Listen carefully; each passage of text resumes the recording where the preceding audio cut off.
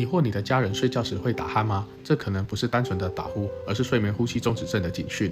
那为什么要注意打鼾呢？因为长期打鼾的人可能会导致白天嗜睡、专注力下降、高血压，甚至增加心血管疾病的风险。像我以前开会就常常开到一半就睡着了。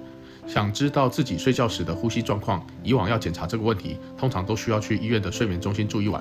但很多人可能觉得这样太麻烦，或者因为认床的关系，迟迟不去检查。即使明明有打鼾的问题，也选择忽略，让健康风险持续存在。现在有一种居家检测的方法，不需要住院，只要带回家使用，就能分析你的睡眠状态。如果你或你的家人长期打鼾，影响睡眠品质，千万别忽略。现在就去咨询你的耳鼻喉科医生，了解更多居家检测的方法。健康的问题不能等，赶快分享给身边有打鼾的家人或朋友吧。